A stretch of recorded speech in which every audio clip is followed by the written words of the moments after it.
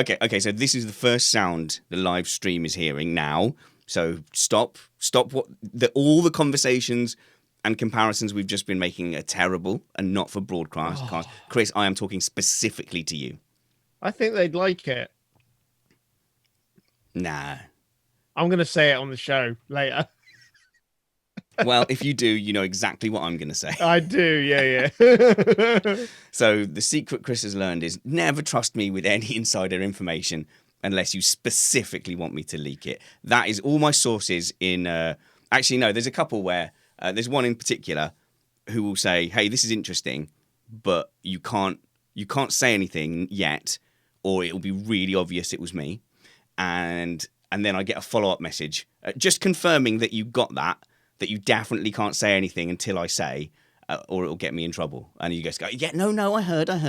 And then in my head, I'm like, no, it was completely correct to confirm that with me because I desperately wanted to tell everyone immediately on Twitter or like start a live stream just so I could say it. Right. Oh, I think there's, we should say hello with faces, shouldn't we, as well?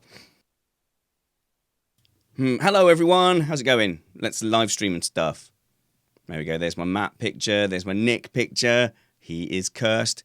There is Chris in his bedroom with a nearly made bed. It looks like you made it, but then you lay on it for a bit, and then now we're here. I pulled the cover over, so... Well done. No one could get a word in edgeways. Now this stream's gone live, you've all gone shy. Basically, Chris hated the race, whereas me and Matt thought it was quite good. I didn't hate the race. I don't know, I got on my phone for a little bit and... Basically, you hate F1. Yeah, no. There definitely was a lull in the middle of it because I could see the boys' interest just kind of waning. I'm not sure without the timing screens there was a dead like 15 minutes. But seriously, like, so what? A dead 15 minutes is fine. Yeah, there's plenty of time to go get a drink, wander around, make another coffee, depending upon what time it is. Don't get that in Formula E, do you? Right. It's a little bit tough when the race starts at 5 a.m. on the West Coast. Well, someone chose to move there. Yeah. From the East Coast. And you're like a motorsport traitor as well, aren't you? Do you guys get like hassle for not being just NASCAR fans? West Coast is best coast. It is. Yeah, no, NASCAR is not as big in the Northwest. And there's a nearby IndyCar race that I went to this year that I'll probably be making an annual trip to Portland. Oh, Dark Geography is asked in the chat, what was worst, France or Abu Dhabi? That's not even a question. That's like fries or salad. France. Always France. Well, yeah, I don't know. And totally not racist salad. at all. What the hell, Trumpets? France. It's always France's fault. France is the worst. Yeah, that doesn't sound bad at all coming from an Englishman. Say it was France's not at all. fault. We don't have any biases on this show. None. He's going to bring up Agincourt in a minute. I guarantee it. I know what that is because Jesus. I just watched The King on Yes. Netflix, which was brilliant. Did you It was like a that good film? movie, right? You liked that film? I did. King? Why are you surprised? I just thought it was such a poor movie. What film? Really? The You King. didn't like the battle scene? I thought the battle scenes were the worst. Well, were absolutely awful. Am I? What did I miss? I don't know. I think there was no scale. There was no scale to the battles at all. Like there was no What scale. is this movie? I've never heard of it. What do you mean there was no scale? I feel Well, like battles used to be a lot smaller in scale. What, with like 10 people and like the cavalry charge is like 20 horses and stuff? And you go, Yeah. there's No, I budget think there. that's accurate. I think so. The battle of no, I doubt it. I think what it might have been is I'm sure your English history is better than mine. So I went into the movie completely blind. I'm like, I don't know what's going to happen. Yeah, like, okay, I don't yeah. remember who won this battle. I didn't know it was Agincourt until Robert Until the Pattinson end, said yeah. it was Agincourt. Oh, he was the worst. King, Right. you are Could coming they- here. You are fattening me on muscle. Could they not have gotten Roman Grosjean to play this part? Could they have not gotten a real Frenchman? It is dangerous. It is dangerous. Has anyone watched No, I- Gold Digger, the BBC drama? Because the main guy in that looks exactly like Roman Grosjean. It's ridiculous. Hang on a second. Rotty Sheep. I love it when people don't want spoilers for like historical films. Okay, I guess either side could win. Like certain people. Did you know, Nick? Did you know? Here goes a bit of English history for you. You know the two fingers up insult. I shan't do it on the live stream, but if I stick two fingers up to you, the index and the middle. Yeah. Do you know where that insult originated from? That was an English insult. We invented that. There we go. Is it Shakespearean? No, it was because in that era that The King was filmed in, the French hated the English longbows because of the range was ridiculous. So if they captured a British archer, they would remove those two fingers. So the insult to stick those two fingers up is, ah ha ha ha, I still have my fingers, I can use my longbow and defeat you at range. So there you go. I actually think I have heard that anecdote before. I mean, it might be wrong. Yeah, I might be just relaying, peddling. No, that is right. I think I saw that episode of QI as well. Oh God, Chris, I went to school. Not everything is just from QI. I did drama at school. What do you expect me to know history for? For historical dramas. I don't know. All those like Shakespeare Henry plays. V. Yeah. Call Henry me crazy. V. Okay, we're about to start. Chat room's getting antsy. Did you get an A in drama though, Chris? I got an A in drama and PE. And then I messed everything else up. In PE, that doesn't surprise me. Why? What? Because I'm so athletic. Thank you. What an insult! I mean, you're so. Army. I assume you had to be relatively fit to do that. Right. Okay. Let's do things.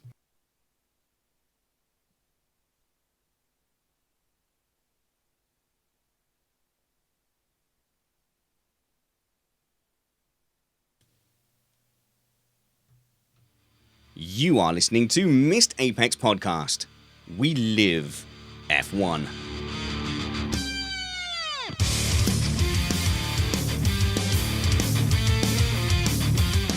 Welcome to Missed Apex Podcast. The title of today's show is Fuel Me Once, Shame on You. Fuel Me Twice, Shame on Me. That title from James Frankland on Twitter. I'm your host, Richard Spanners Ready, and I'm joined by Matt Two Rumpets. How's it going there, Matt? It's going great. We have so many exciting things to talk about today. Yeah, there was loads of talking points. It was a race that has divided people between generally entertaining and, oh no, it's Paul Ricard again. But you have to say that the midfield shone through and really showed us something today. Yeah, and more is the pity that it wasn't all necessarily captured immediately on television for the excitement of the viewer at home.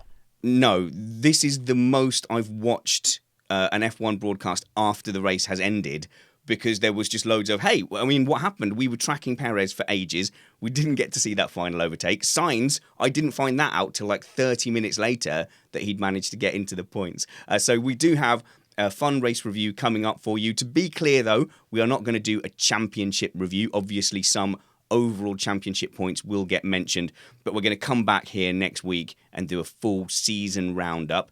Just to tell you first that we are an independent podcast produced in the podcasting shed with the kind permission of our better halves. We aim to bring you a race review before your Monday morning commute. We might be wrong, but we're first.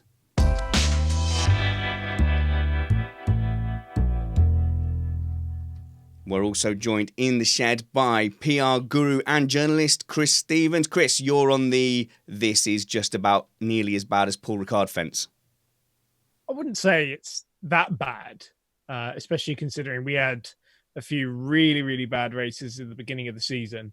But I don't think I've shied away from the fact on this show that I don't like the Yas Marina circuit, and it would be one of the first ones I'd struck off the calendar. Your opinion is valid, and we shall certainly hash that out. We're also joined by another American making his debut on Missed Apex Podcast, specifically to curse Ferrari. It's Ferrari fan Nick Alexander. How's it going, Nick? It's been going better, getting over a bad cold, but yeah, I'm here, and thanks to everybody for showing up for the live stream.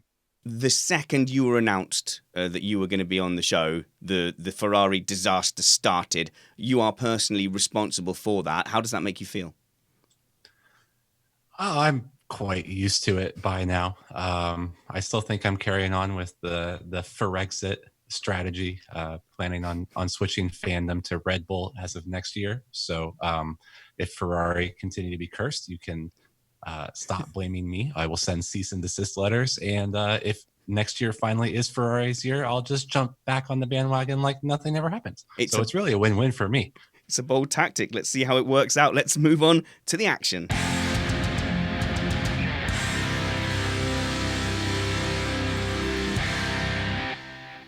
Quite a bit of action in the pre-race and qualifying. Firstly, we had a strange incident that I'm only going to touch on because Missed Apex over the winter is going to start developing its rules for racing.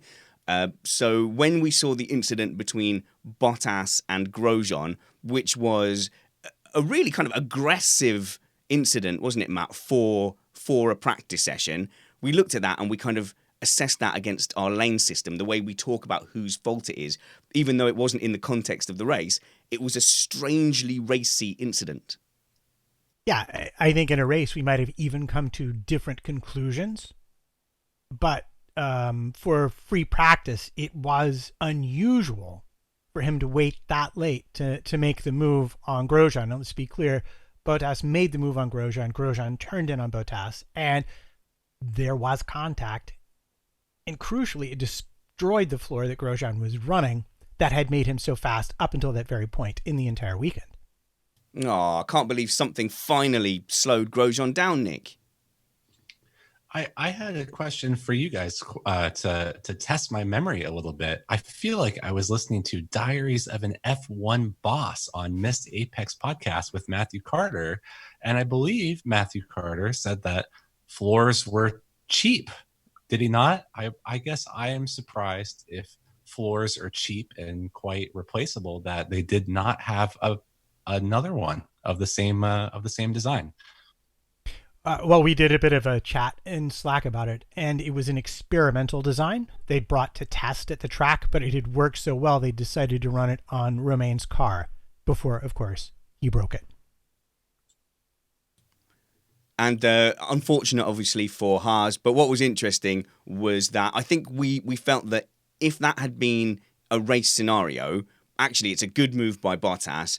And we were assessing whether Grosjean was wrong to turn in. And actually, looking at the overheads, they were side by side for a lot longer than you would have initially thought. So it looked like at first Bottas had come from nowhere, but actually they were alongside for quite a while. And I think if it was a race scenario, we'd have said, oh yeah, Grosjean, you need to yield that. You need to leave a car's width on the inside and see if he can make the corner. However, it's a weird one for practice, isn't it? You say, well, Bottas, actually, what are you doing? You know, Grosjean, you know you can't get any points in practice. What are you doing? Yeah, and to me, that's always the balance between the lane system and how much you hold the drivers to account for their judgment in these situations. When it goes right, it's the most exciting thing you've ever seen, wheel to wheel, turn to turn to turn. But when it goes wrong, it's just tears and carbon fiber. But I think for our rules, I think we're basically saying what we would do if we were stewards. So when we develop this, there'll be two factors. There'll be one, what do we as stewards say? But there's still another element of judgment, which would be what would the team principal say? So it's that old British Empire joke where Brittas is crossing on a zebra crossing. He gets hit by the car, but then he says, but it was my right of way. So you could be technically within the rules, but really why jump out in front of a speeding car? So Bottas gets that engine penalty, and the only other bit of pre-qualifying news is Vettel, Matt, made a ridiculous decision before the race. Yep, baby daddy all over again. Why? He's already got two. Why? Wife is bored at home? I don't know. No, that's a terrible thing to say. Chris? As a PR, I must commend Ferrari's strategy of having Sebastian Vettel have a third kid so that he's excused from media duties to avoid questions about the Leclerc crash in Brazil. That was top-notch strategy. That is Inception PR. It is Turtles all the way down. But yeah, with the rumours all weekend that perhaps Sebastian Vettel won't be returning to Formula One next season, coupled with missed Apex's failed rumour that I tried to start, that Haas were told not to sign Nico Hulkenberg. I think the chess pieces are starting to move into place. I would say Hulkenberg, 2020 Ferrari. So I was thinking about this while watching the race today, and about just how Seb was going about that race. You know, he complained about Albon on the radio for sticking his nose in an overtaker. How dare he? And the lazy spin he had in qualifying, just yet another mistake. And I was thinking, I believe more than ever that we'll see him on the grid in 2021, and even start to question if he'll be on the grid in 2020. There could be a Rosberg-like scenario where he suddenly retires over the winter. It will be an interesting thing to look out for, but I think you're right. It's not a coincidence. Third kid and another bad weekend. I think that is a lesson to all the men around the world. If you're listening, if you don't have kids now, yes, your lady is very pretty, but for goodness sake, put her down. Babies are not worth it, Nick. Just get a really good Netflix account and play golf. I was actually thinking that you were mostly talking directly to me. Like we're broadcasting and we're putting this out on the podcast, but you're talking to me. Please, somebody listen to me. I told Catman not to do it. Now his life's terrible. Never mind. Chris. I also think as well that we've been talking a lot more now this year in particular with the increase in the number of races that we're doing, how compact the calendar is getting. We were talking about having an A and a B team for like triple headers. We're starting to talk more about how the Formula One Championship affects people's personal lives. And we had news this week that Valtteri Bottas is getting divorced, which he cited a reason for that being that work is very, very demanding and it affects your personal life. Yeah, it will do. Rosberg retired because he became a father and he wanted to spend time with his family, and his missus didn't want him to race cars anymore, which I think is fair enough when you become a father. And now Seb with a third kid, it all just seems to click a little too much. Mark in the chat room says, how many tenths is that third baby worth? I think 3 tenths is actually reasonable.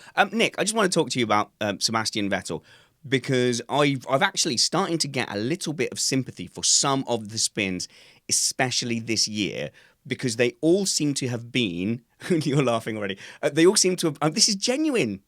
Stop being so suspicious. I'm genuinely throwing you a Vettel olive branch here. I know you genuinely like Sebastian Vettel.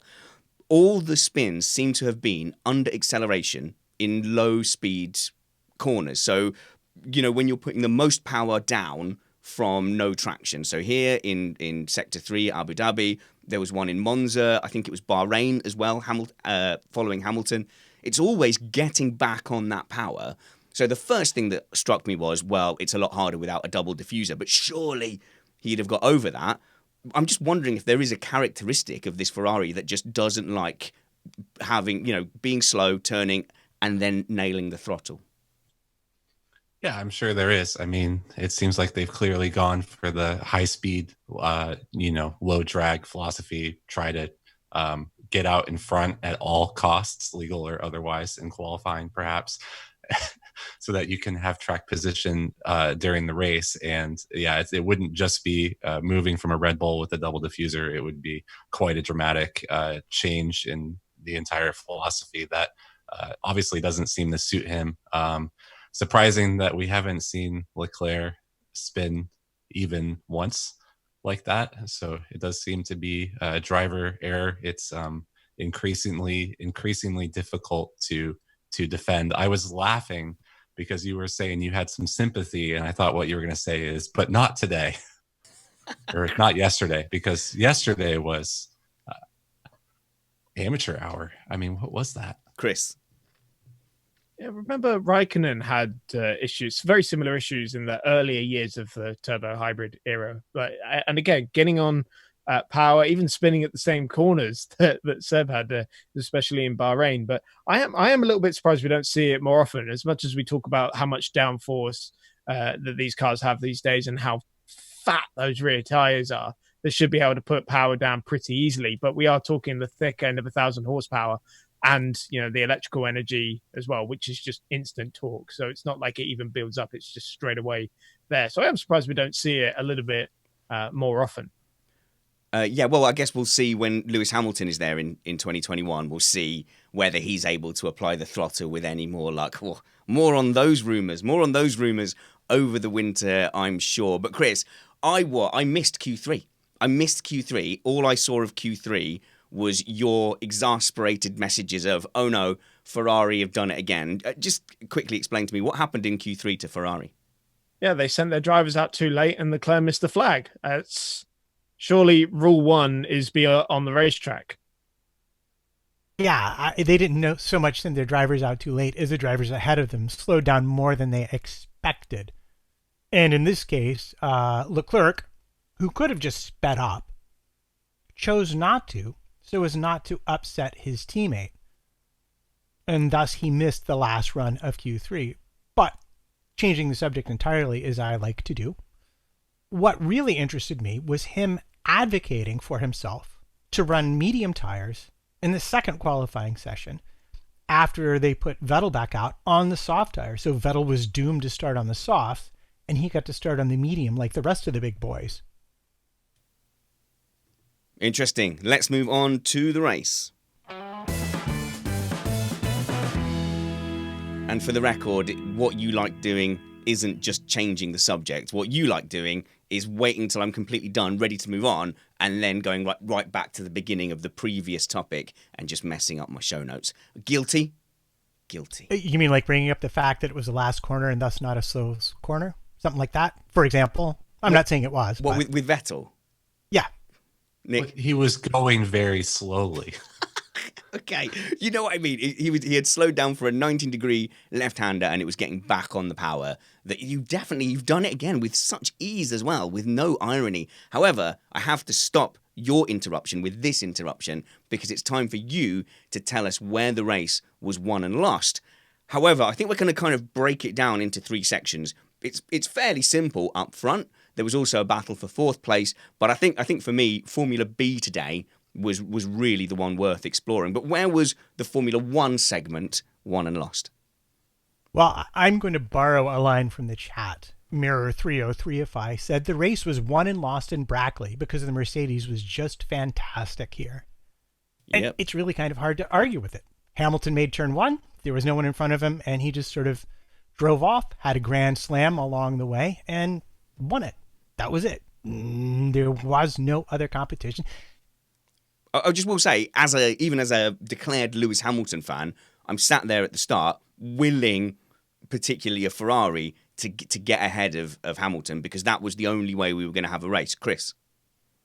Yeah, I almost half expected Red Bull to at least sort of challenge, keep Lewis honest, stay in the virtual safety car window. You know, so if there was one there, they could try and jump him in the stops or something like that. Something that would just be a little bit more interesting than Lewis just cruising off into the distance. But we talk about how Mercedes design a car that works over an entire season. When you have a circuit like Yas Marina that has a little bit of everything, then the Mercedes is going to be the best on that because it's a brilliant overall car. Yeah, certainly that Mercedes did look incredible, and we've been lucky this season, actually, that Hamilton doesn't seem to have put as much focus into qualifying, or they've not had the qualifying advantage at certain times. I think the statistic is, and I'm pulling this out of my butt a bit, is that Hamilton has won 9 races from not pole position this season, which I believe is a record. We didn't have that luxury today. But Matt, where we were setting ourselves up for the race, the first thing I found interesting, once Hamilton had disappeared off the line, I was worried, not to give away my allegiances in any way, but I was worried by the ease at which Leclerc was able to breeze past Verstappen. I didn't see if Verstappen made a mistake or anything on the first part of the double straight. But then fascinatingly, because Vettel had his baby ballast, he was not able to get past Verstappen, and that kind of set us up for the rest of the race. Yeah, well, Vettel was on soft tires, which were going to be quick in the first couple of laps relative to Verstappen. But then we had that technical issue with the DRS. I suspect had he had DRS, he might well have been able to get past Verstappen for a bit at least till his tires went off. But really, the race got interesting if we're looking at what might have happened.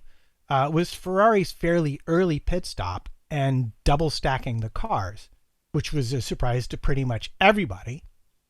Because once Leclerc was out on his hard tire, where he had good race pace on Friday, you were thinking, okay, now he's chasing Verstappen's pit window, and he's about 8 seconds back of Hamilton. And so now is the time he could make inroads and maybe give Hamilton a bit of a hard time when he finally decides to pit. But as things went on, and I think especially without DRS, as he came up to pass traffic once he had pitted, he did not have the ultimate pace to put Hamilton under stress, and it rapidly devolved to being a battle for second between Verstappen and Leclerc. Yeah, so did that kind of just backfire a little bit? Did they think there was going to be a cascade of pit stops, and then all of a sudden, because Albon covered off the Ferraris, didn't they? But then Hamilton and Verstappen came on and went, no, we're good, we'll just carry on.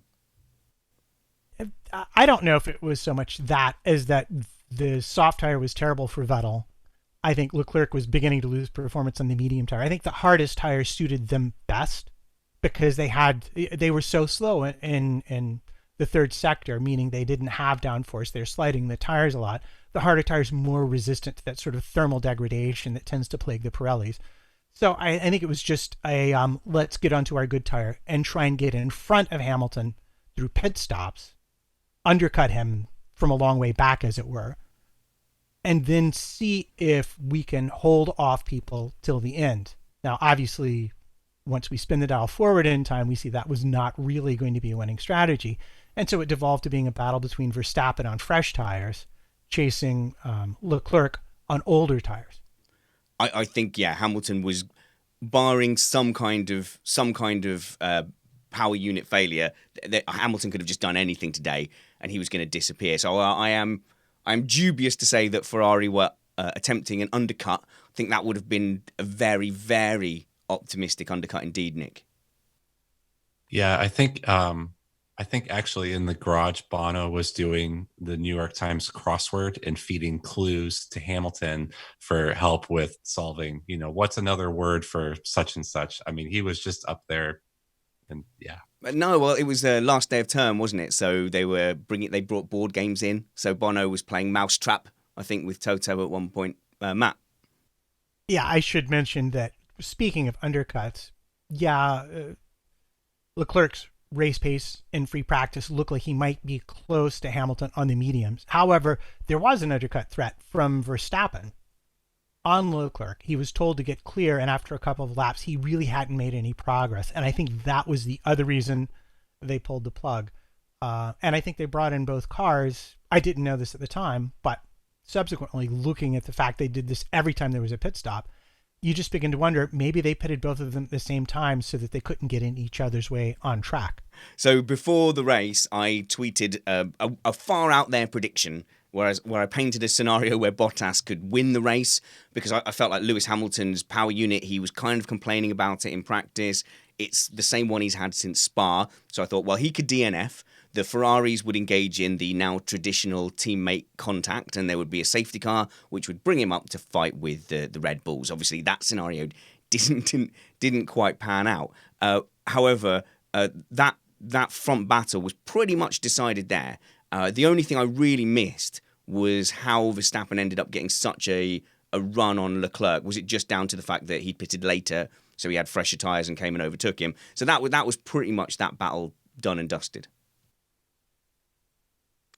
Oh, just one short comment on that overtake Max on Charles. He had a double slipstream because there was Kubica in the mix as well. It was quite an overtake to watch, and we hadn't really seen any overtakes up at the front end until that point. So that was when for me it kind of started to get exciting.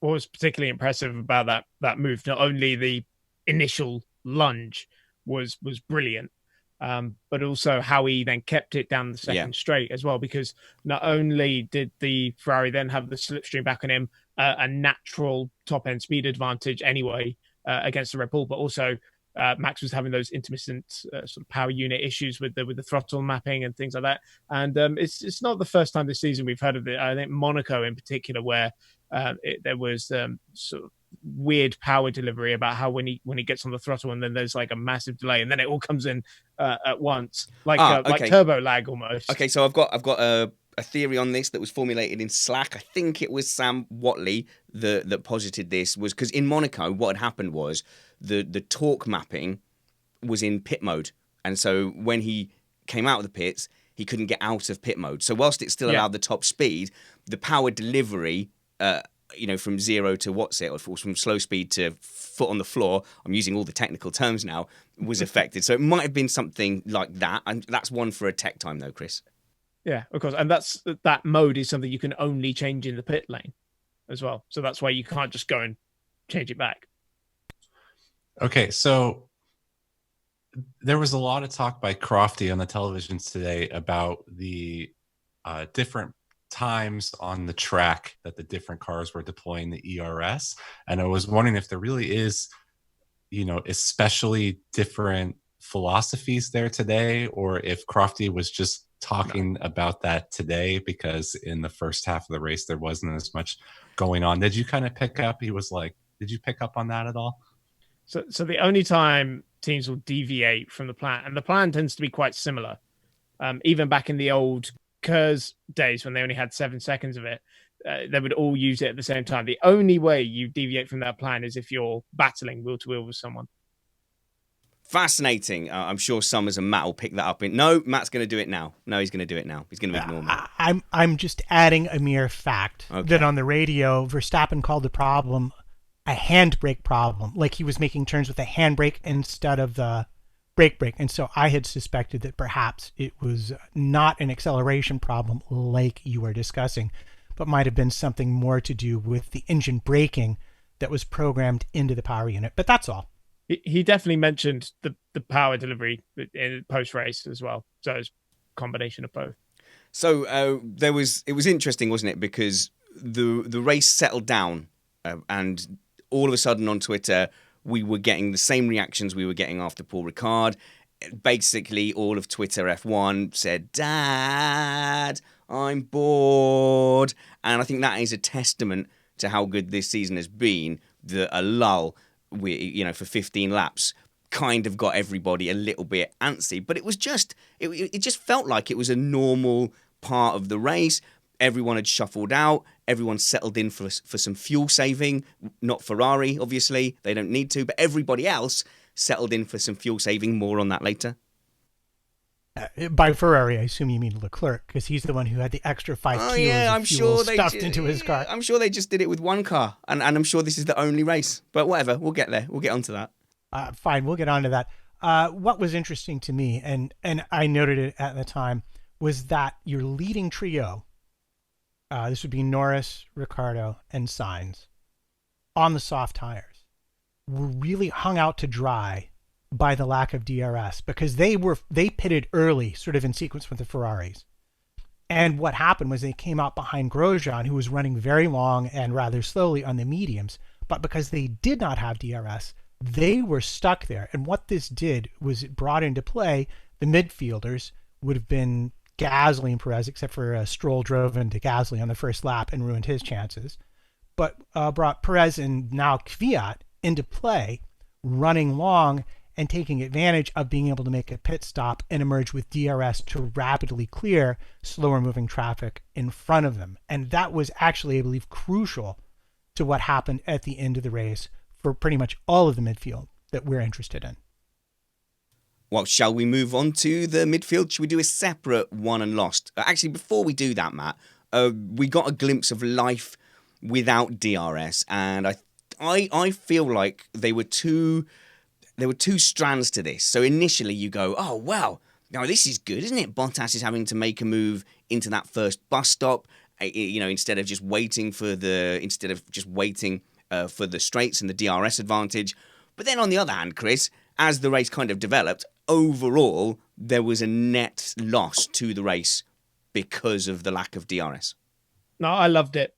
I love the fact that drivers had to actually work for an overtake and not hit a button and let some sticking plaster aid do 90% of the job for them. And again, this is another opinion I have not shied away from on this show. I hate DRS and I can't wait for them to get rid of it. Just one thing to note with the no DRS today. It was no DRS at a track with miles and miles and miles of runoff. So people were going for different types of moves than they might otherwise have done. But because if they mess it up, then they could just cut a chicane and carry on. I don't know that it would have been such a great thing, no DRS in, a different track with walls, perhaps. No, I will say this is probably one of the worst tracks for this glitch or error or whatever it was that stopped the DRS from working to happen at, because this circuit doesn't always generate fantastic racing. If you had it at Austria, for example, or other better racing tracks, the effect wouldn't be quite so noticeable. But I really enjoyed it. It was a breath of fresh air. Okay, so DRS is a sticky plaster. It was solving a problem that was identified at the beginning of this decade. However, we have the 2021 regulations coming in, and I think there's a super common sense attitude to DRS, because they think as a sport they may have created a set of regulations that doesn't need the DRS. So there's the option left in there that if we don't need the DRS, we'll just stop using it, which is really the absolutely correct way to go about it. At the moment, I still think we do need DRS. If they now said no DRS in 2020, basically what you're doing is tightening up all the tracks. I think you would have more Hungaroring syndrome, more Barcelona syndrome, where these tracks that we have loved over the decades suddenly become unfit for Formula One. So for next season, we need it.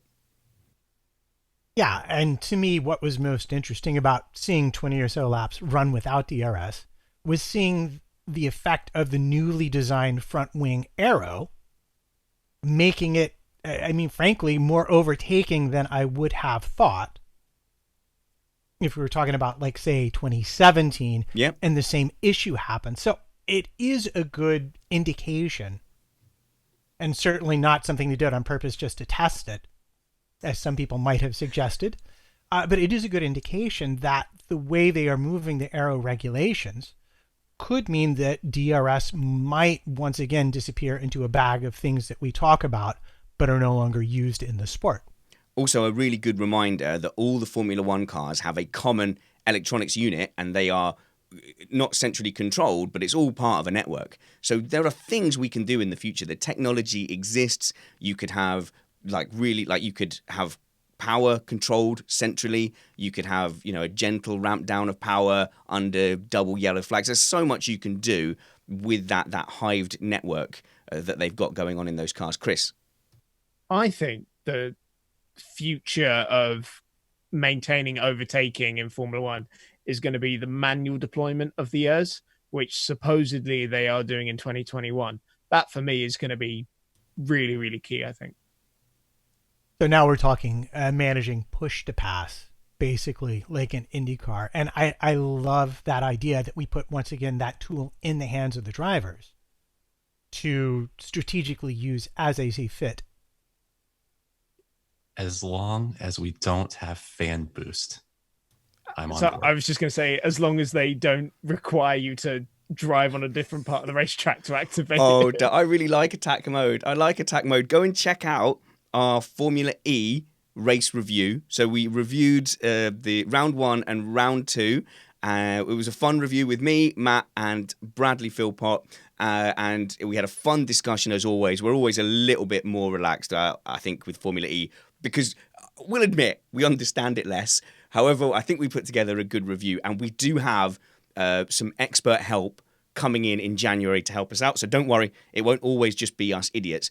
But Matt, just going back to you and talking about that, the front wings and the effect they had was really interesting, because we want to go on to this midfield battle now that I want to treat as a race on its own, is that those 4 cars, the orange, yellow, were able to follow each other closely, even without DRS, or even with DRS. So they didn't seem to be affecting each other to the point where they all had to back off for 2 seconds to avoid their tyres overheating. Yeah, and if we go back to the original 2010 working group that looked at this issue, they targeted around a second and a half as being the distance at which they felt the driver needed to make the distance. If I can get you to that distance, you need to be able to bridge the rest of it yourself in order to effect an overtake. And if we're going to talk about overtakes, let's talk about what we really want to see is not just overtakes. We want to see battles. We don't want to see driving past people down the straight, easy pass into turn 1. We want to see wheel to wheel, corner to corner battles with defense and offense coming back into a better, more natural balance competitively. So we often point to Bahrain 2014 as a great example of 2 drivers on different tactics kind of culminating towards each other at the end. And actually, they were fairly similar tactically. It's just that I think one driver went onto the harder compound first, one went on softer, and then they did the reverse of each other. In this Formula B battle, which was primarily between the Renaults, the McLarens, the good bit of Racing Point, and also Kvyat, you saw 2 very, very, very different approaches. And then on one of those approaches, they then had to split off in a Y again. And it was just really fascinating to see how it panned out. So first of all, you had a more traditional approach from Norris, followed by Hülkenberg, followed by Sainz, followed by Ricciardo. Was that the way around it was? It was certainly that way around in the teams. But then you had Perez and Kvyat completely going the other way and just going super long. So Perez went long on his mediums. I don't think Perez actually needs to change tyres. I think he's annoyed that he would have to change tyres at any point. And Kvyat went on the hards, and he probably could have gone on all day as well. So we set up a really, really interesting battle where Norris earned the right to be at the front of that first chain because he battled quite hard at the beginning and got past Sainz. And I'm happy for Norris. I'm happy he got a little win there, racing-wise. And then you had the other battle where Perez really did earn his chance to come back with fresh tyres by just doing that incredible mega stint. Yeah, and this was always the thing. And sadly, or not sadly, it looks like, I think, if I'm remembering correctly, it's going away for next year because I think they're going to drop the requirement to use your second qualifying session tire. Which will even up the midfield and let them start on free tire choice, I believe, at the start of the race is what we're going to wind up with effectively. I could be wrong. Chat room fix, go look on Google. Tell me right now because I'm old and I forget things. But yeah, this was fundamentally always going to be the going long strategy versus those who were stuck on the softs in the top 10 and take away DRS. And it really brought them into play for Perez and for Kvyat. I believe without DRS, it might not have been as close. And for Norris in particular, let's not forget, he did have a bulky pit stop, which cost him a bit of extra time. And if you look at how close that last lap was, you just like, woulda, coulda, shoulda on that one. Let's hear from the camouflaged Chris. I've just noticed that your shirt and T-shirt that you're wearing under it are the exact same colours as the stripes of your bedsheet behind you and your wallpaper. Like you've got I'm not kink shaming, but you've got a blue fetish. It's team colours. You'll get that. The 2020 tyre rule I really, really like. I think it's not only going to even up the midfield, I think it's going to make things a little bit more interesting at the front of the field as well. Because I found that some of the best races are when you get a wet qualifying and so there's free tyre choice for everyone. And it does just open up the strategy variables and it stops people being forced onto this narrow path where, now the race is going to be really predictable. I think it's a great move. Good. And then, Matt, if we go on to just the rest of this Formula B race. It was set up beautifully, and I think in a way the main loser was Sainz in the end. Yeah, well, if I may quickly run down the implications, championship-wise. You may. We had on track going into the last lap, Lando Norris in possession of 10th place by a single point until Perez, chasing him, catches him, passes him, and takes 10th place in the championship by 3 points. Now, there are many reasons that happened. The approximate cause was the Williams in front of him, causing him to lose aero. And then him just being a little, maybe too iRacing nice with Perez when the actual job got done. See, I can't possibly comment on whether Norris defended hard enough on the final overtake because, of course, I still haven't seen it. It was not shown live. No, I haven't. It wasn't shown live. No, on the it race, wasn't. No. I didn't see it on Reddit later. I tuned in. I watched the interviews. I watched the podium. I waited for them to show it later. Never saw it. But I did not know that there was championship position implications of that move. I just thought it was a brilliant, two strategies converging at the end. It was exciting in its own right. It just makes me even more mad about the television direction that I'm learning this now. I'm so mad. Well, I don't think people were talking about the sort of quote unquote championship implications, because really, who cares who finishes 9th, 10th, and 11th at the end of the season? It's just something we talk about because Lewis has already won the title, and second was already wrapped up, and so was third and fourth. And so, what's the highest place we could talk about that's somewhat interesting? Anyway, that isn't even the point I was going to make. The point I was going to make was Norris was really hard on himself after the race about how he acted and defended that position on the final lap. He sort of chickened out of it and gave it up. I just think that if Lando Norris is working by the rules of racing that he has grown up with, and he does a lot of sim racing, he does a lot of iRacing as well, it's been fairly new this season where the big barge on the outside has kind of been really not just accepted, but it has been fully sanctioned that you can run your opponent all the way to the outside and it be a completely legal move. And if that's how we're doing it, then that's fine. He should be hard on himself because he basically left some points on the table. Just to run back quickly to the Leclerc-Verstappen battle, when Verstappen was blocking on that exact same corner, I meant to say this earlier, Verstappen fans, yes, it was a fantastic overtake, but the most impressive thing was the block pass, because he actually changed direction in the middle of that pass. So he initially had his trajectory, realised that it wasn't aggressive enough, opened up the steering even more, and you could almost see from the back the Red Bull almost pointing right and just going, no, I need to shut this door off for Leclerc. And that's what Lando is feeling like now. Looking back on it, he should do it, but it's not in his instinct, Chris. No, I agree. He's been quite tepid, especially in sort of first lap battles. And he said that's something he's really trying to work on. But I think he is being too hard on himself in general. I mean, he's had an amazing rookie season, hasn't he? He won the qualifying head-to-head against Carlos Sainz. And, okay, he didn't beat him in the championship. But I think as a rookie, he has performed amazingly.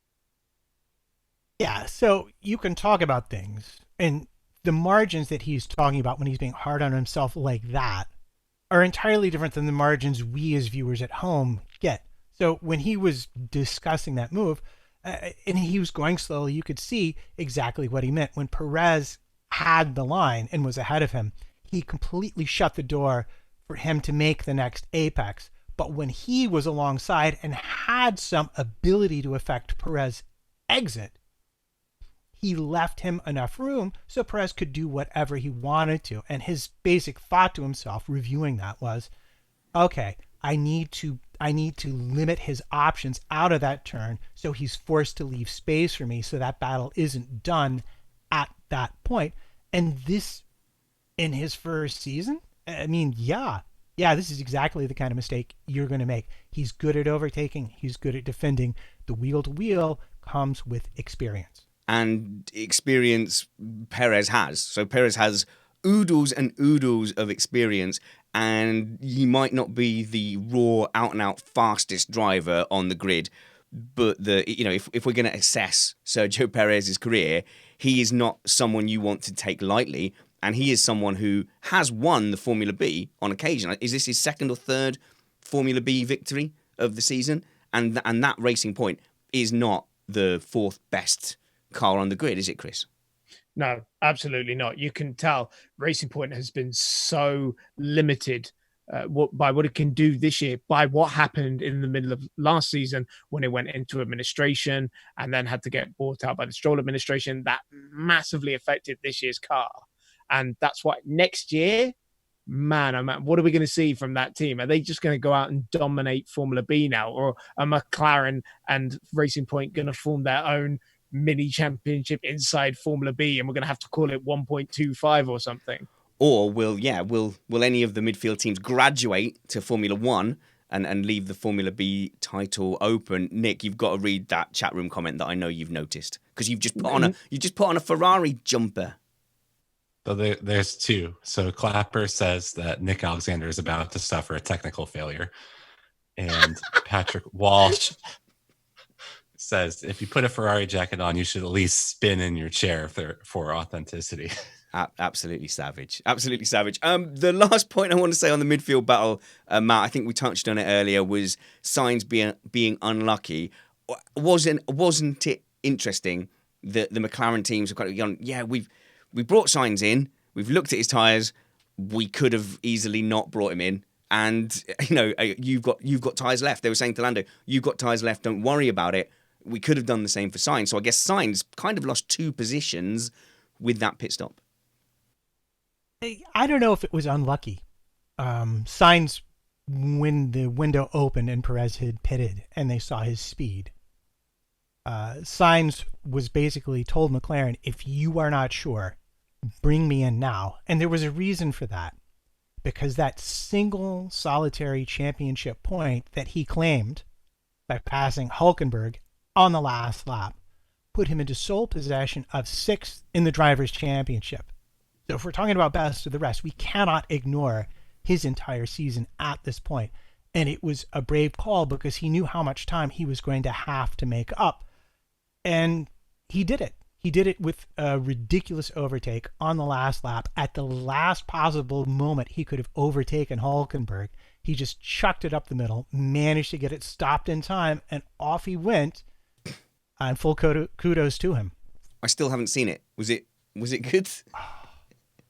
Yeah, it was stellar. It was proper late braking up the inside.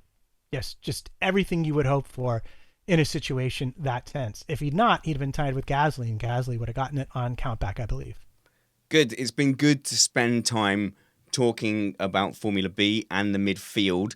It does feel like the TV coverage of it was better, but there was still a huge temptation for the cameras to focus on the guys at the front that weren't doing a great deal.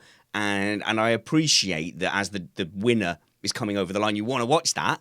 But that was kind of in the bag. That was not in any way as important as Perez overtaking Lando Norris. Maybe I'm biased because I was watching that Perez charge. For me, that was kind of the charge of the race. Once the Bottas charge wasn't going to happen and petered out, for me, the Perez charge was the main one. And then people will have been watching Sainz to see if he could have got that last point. And we missed both of those in real time, which was a shame, Chris. But it's understandable from a TV point of view. I don't think the TV director would have a great time explaining to Mercedes why they didn't see their car winning the Grand Prix because they wanted to focus on who's going to get 10th in the championship. There's not an argument you're going to win. No, certainly not. We've got a few topics and talking points we're going to move on to. I will say, just going to the Bottas charge, there was a moment where they said, oh, he's going to catch Leclerc with 2 laps to go and have a chance to overtake. Now, I turned to my 9-year-old boy, who's been intensely watching the races with me over maybe the second half, since the summer. And I said to him, do you think Bottas is going to get Leclerc in the end? Genuinely, he turned to me and he went, Dad, have you not been watching this season? Like, he was like, no, in his head, he was like, no. And he pointed to Brazil. Was it Brazil where he couldn't get past Leclerc? And he was like, he pointed to Brazil and said, Dad, look, no, we know he's not going to get that move done. It's not a flaw of Bottas. It's just the way he is. I don't think Hamilton would have been stuck behind Stroll for as long as he was. I mean, it was an aborted charge of his own doing, or am I being too harsh? No taker, so I'll assume you'll all agree. Matt? I think he actually surprised me a bit with his ability to get round people without DRS. And I just think it's a shame Mercedes didn't let him turn the engine up a lap or two sooner, because then we would have actually had a battle. As it was, he was about 6 or 7 tenths off coming into the last lap. So DRS range, another lap or two, he might have had it because his tires were fresher. But yeah, we just didn't quite get there. See, I would call it impressive if his car wasn't 2 or 3 seconds a lap quicker than the cars he was trying to get by. So I can't understand the hype of, oh my God, well, Ricardo went from last on the grid. I shouldn't have picked an example from last year. But whenever a top driver comes from the back of the grid to finish 6th, and they're like, well, that's kind of the minimum I'd expect of them, even without DRS. He finished 4th, and he made it through the entire midfield with no DRS. Yeah, no, that bit was impressive. Actually getting and fighting for the podium, that bit was impressive. Okay. It's somewhere in the middle. It's gone somewhere in the middle. Yeah, I think you're being a bit harsh, but I don't think it was the most spectacular drive ever. It was a good drive, but like Chris says, I mean, of course he's going to get up to the front, isn't he? The thing, I think the sort of caveat for this year as well is that you've got Albon, who is not on his potential. Let's just say that he isn't quite breaking into the proper Formula One bit yet. He's sort of teetering between Formula One and Formula 1.5. So that's an extra one in there. And Ferrari have just been terrible pace-wise. So this, on what is probably one of Mercedes' best tracks, probably does explain the extra progression slightly. Yeah, Albon really is teetering, isn't he? I mean, in Brazil, he's getting his elbows out. You think he's finally starting to fight with the big boys, and then other days you just don't see it. We're talking about, well, maybe it was just in the chat room. Maybe we didn't talk about it out loud, but it talks about maybe Lando lacking some mental ferocity, some competitiveness. But it's I don't think he's the most timid rookie. Okay, so I think it's a good point. Both Gasly fell spectacularly, and Albon isn't up to that level yet. I think we are undervaluing Max Verstappen when we talk about these guys a little bit. So I've not been a Max fanboy. I've not been on the Max hype train. But Nick, I'm just going to make the case that I think we might not quite have realised exactly where he's at the moment.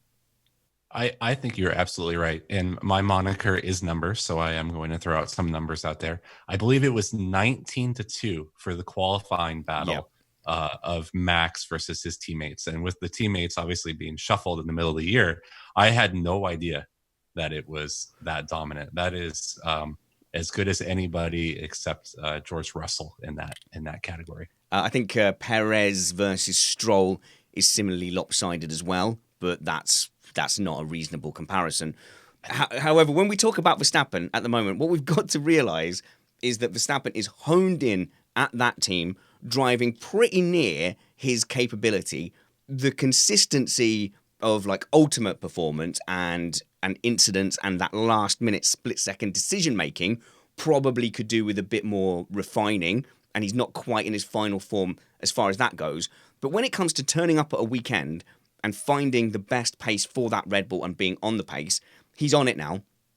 He turns up and he is at the maximum pace that Red Bull can do week after week after week after week. So yes, so there might be a racing incident where he makes the wrong decision or he gets hot-headed, but he's going to turn up and he's going to be at the maximum. Albon and Gasly are still young guys finding their way. So when they turn up to one weekend, they might not have it. They might not know how to get there, and they might be better in one sector or another sector or only 2/3 of the sectors. That doesn't mean they can't do it. That doesn't mean they won't get there. but they are up against a very established driver in an established team now against Max Verstappen. So what I don't want to do is judge anyone who comes up against Verstappen and say, oh, you're no good, we'll dismiss you. It's the same as saying, oh, Bottas, he doesn't beat Hamilton, so he's no good, off you go. Yeah, I would agree with that, but I can't get over you using the word maximum when you're talking about Max. It seems a little, no, tautology, that's not the right word. Redundant. Okay, fair enough. It's not my fault his name is Max. I shall address him by Mr. Verstappen from now on. I guess I was being a little over-familiar. But Verstappen has beaten, I think, just about every teammate. Has he beaten every teammate that he's come up against? So he did beat Sainz marginally, and that was when he was far from in his final form. You know, they were both young lads at Toro Rosso. He made Daniel Ricciardo, sorry Aussie fans, I know we've got a lot of Aussie fans, Daniel Ricciardo's a great racer. But Verstappen made him look ordinary on consistency of pace and outgunned him and had that advantage in qualifying, even when he wasn't racing that well. So I don't know, Nick, when we talk about the optimism with Red Bull for next season, they have factors they haven't had for the last 2 seasons. They've got a progressing Honda, and they've got a nearly ripe. That's a good description, isn't it? We've got a nearly ripe Max Verstappen. Nearly not immature in the way that you kind of love to phrase things. Can I take a quick straw poll? I mean, do we think that Ricciardo should have stayed? I think it was Sophie's choice. Is that the correct term? I think reputation-wise, he is now going to go down as a great driver who made a bad decision instead of somebody who, you know, like Mark Webber, kept going up against Vettel and getting beaten. So actually, I'm finding it hard to judge Ricciardo's position. I think he probably played the smartest hand that he had. He was holding a pair of 7s, wasn't he?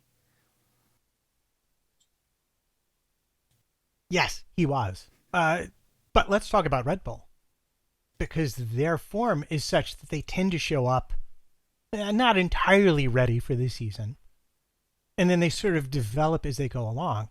The question I have is not, is Max ready, but how ready will Red Bull be at the start of next season to take the fight to Mercedes and to Ferrari?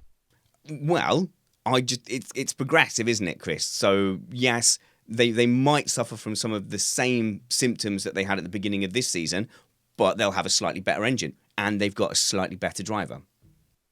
But then Mercedes are also going to turn up with improvements, and Lewis, with the form he's on, he just does seem to be getting better and better. But I agree with Matt that we're looking at what is Red Bull going to bring to the table, what is Ferrari going to bring to the table, because we know that Max is there, Charles Leclerc is there, they're ready to battle Lewis. Can the car do it?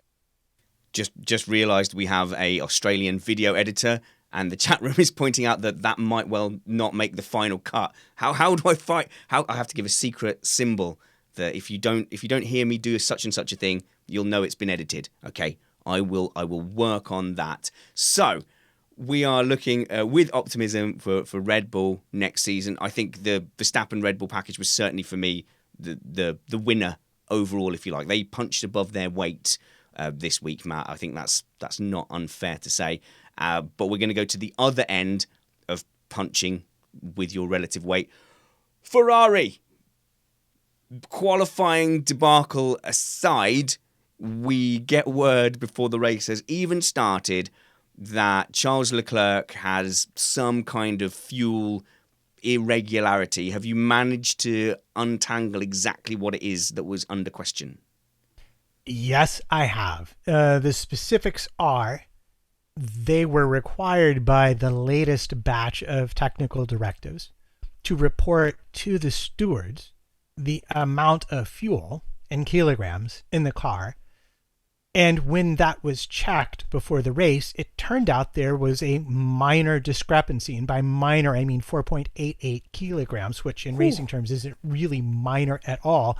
That's going to be a pretty savage dead weight to carry if you don't need it, but not necessarily a disadvantage if you can use the fuel. But the question is, why was the wrong number there in the first place?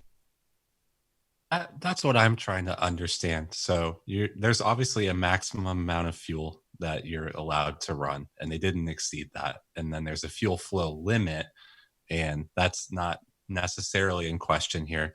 So I don't understand what advantage was gained. And I did not know that this was pursuant to a new technical regulation. Sounds like a very, very new technical regulation. So it's maybe they potentially did this to try to get around all that. So I need to be very, very, very clear in that this is not a technical regulation. Technical regulations are found in the technical regulation document. This was a technical directive.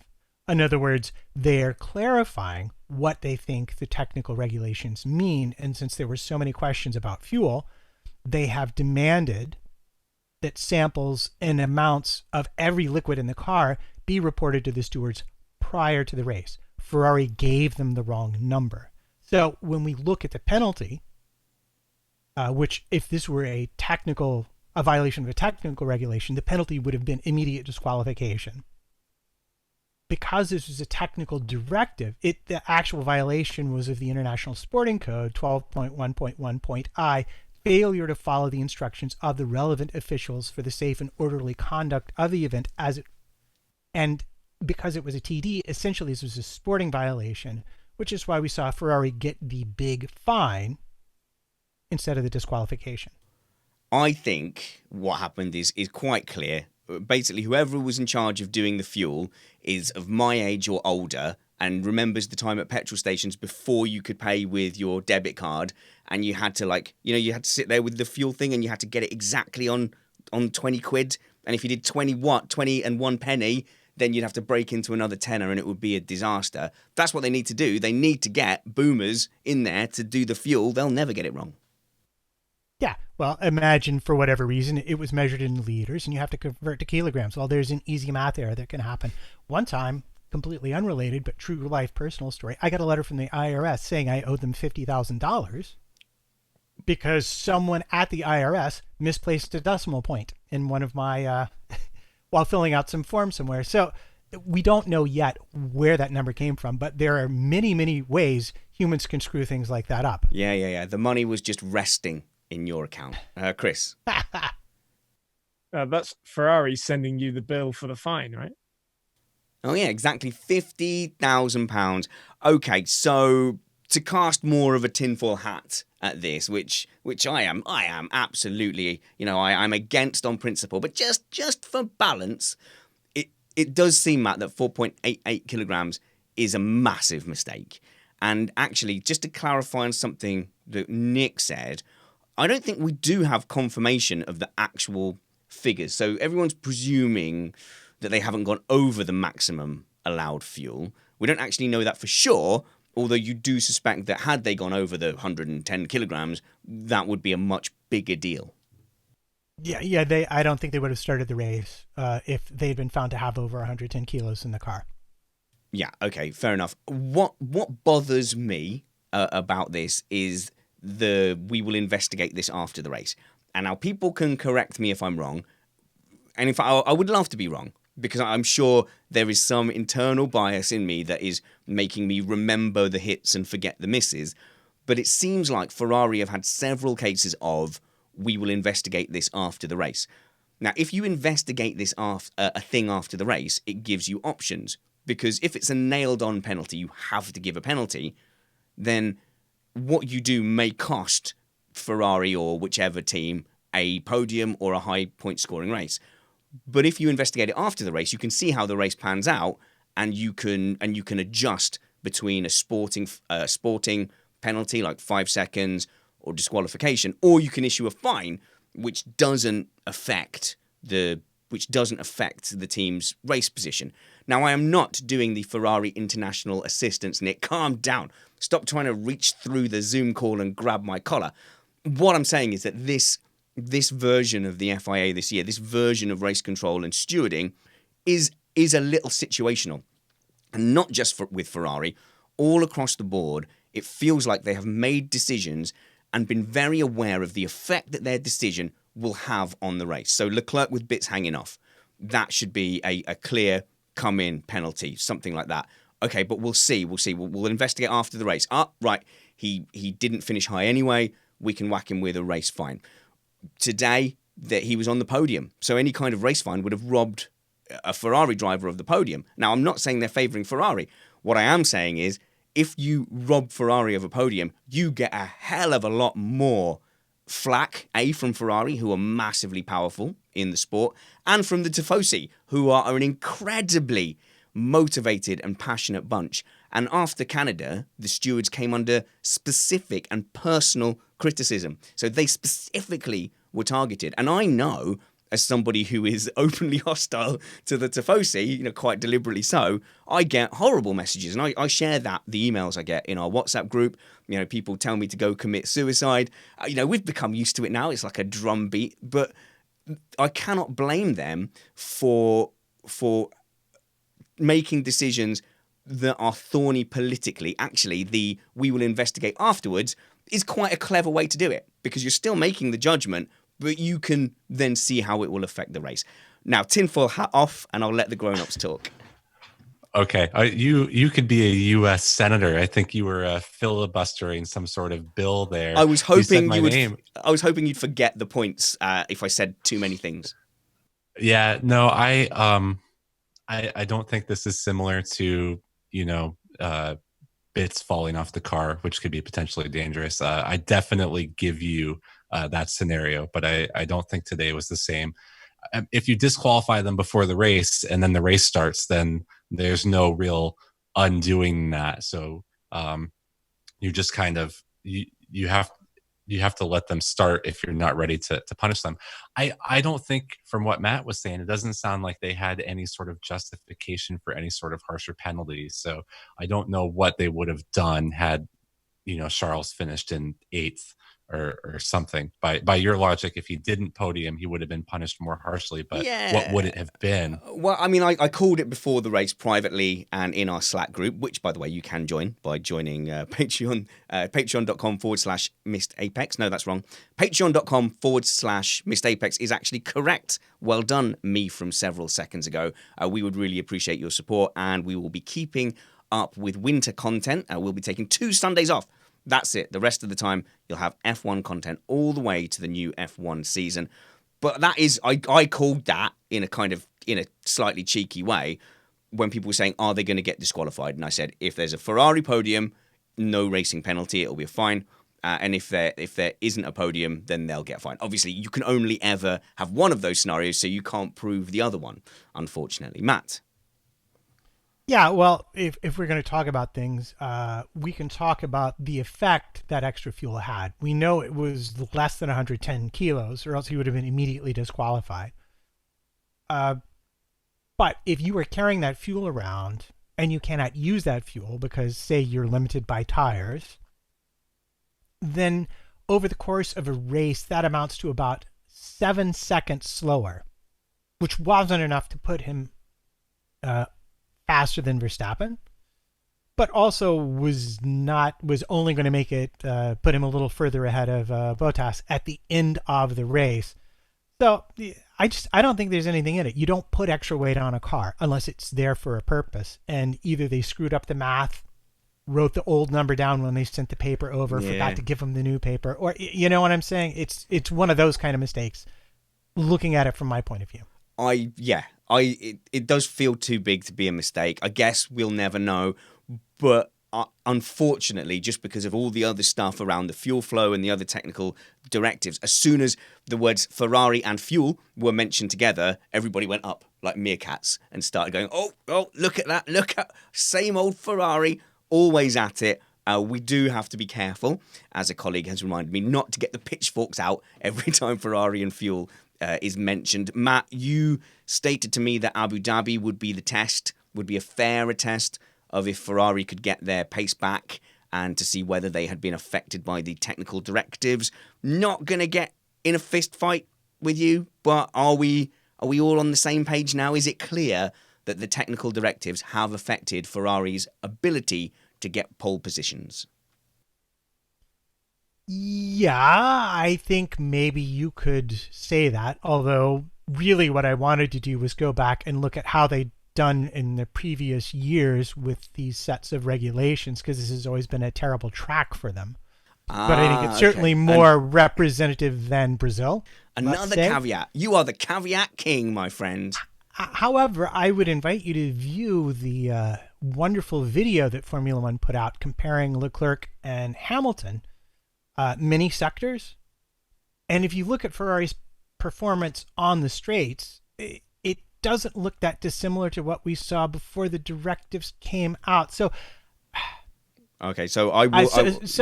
I'm just like, Nah. I'm there, but I still have some questions about exactly what was going on with Ferrari, if you understand what I'm saying. I think Mercedes could easily match Ferrari on the straights if they wanted to.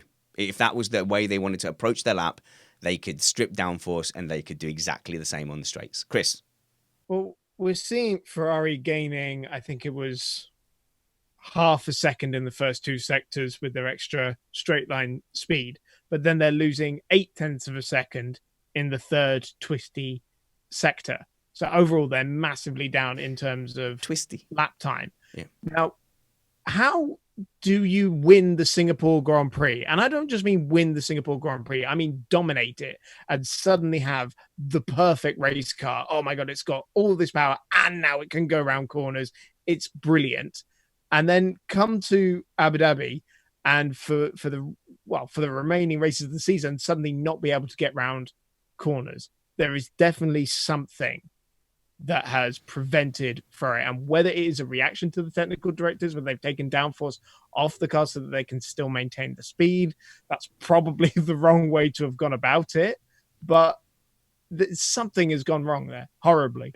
It's really quite simple. When you gain a bunch of power, then you can slap on a bunch of downforce. Yes, It's Mercedes 2014, isn't it? So that explains Singapore, I would think. I would really just urge people when they think about this Ferrari pace advantage, it is about Ferrari's ability to get on pole and then be able to use their low drag, high speed philosophy. The getting on pole, that's the crucial bit. Not they were faster on this straight or that straight. Not they had the fastest through the speed trap in the pit lane. It's all about the poles. That's what disappeared. I know you say that. And for you, you have been very consistent about saying that. However, that's not what Christian Horner was complaining about. He was complaining about their straight line speed advantage. Okay. So So if you were going to be really, really finicky about it, if you were a lesser man, which I am, a petty, horrible man, you would have trawled back through the beginning of the season and worked out which were the fastest sectors and looked at the speed advantage that Ferrari had. That advantage was present early in the season as well. So that it didn't suddenly appear when they started getting poles. They have had that advantage all season anyway. Chris? Yeah, to kind of go to Nick's comment, that makes it sound like, you know, they got this straight line speed advantage halfway through the season and went, I know what we can do. We can put a load of downforce on Let's the car. get pole. No, Yeah. they've had it all season long and have been trying to work out how do we get it to go around corners. right. So what I wanted to ask before you interrupted me with your mocking was, at what point did their ability to claim pole go from being, oh, we expected that at Monza, we kind of expected it at Spa. At what point did you go, hey, wait a minute, what's going on here? Because to me, that's where we really need to look to find the answer to this and what we think Ferrari was up to. Right. So no one expected Ferrari to be good in Singapore. And then they suddenly were. And then they were quick in Sochi as well. And then after that, it just plummeted. Okay, cool. Well, what I'll say to you, Matt, is that is a great line of questioning. Let's develop that for future shows. I think what we're going to do into December is we are going to do what we did last season, split up our championship review into 3 sections. So start with the top 3, then go into the middle, and then go into the dregs, and we'll go all Williams' story and start slating us, which apparently Rich Energy has still been doing. They're still cutting in there with their opinion and really being aggressive towards Haas now. Go check it out. Go give them some publicity. I still have 1 can of Rich Energy that someone brought to the karting event.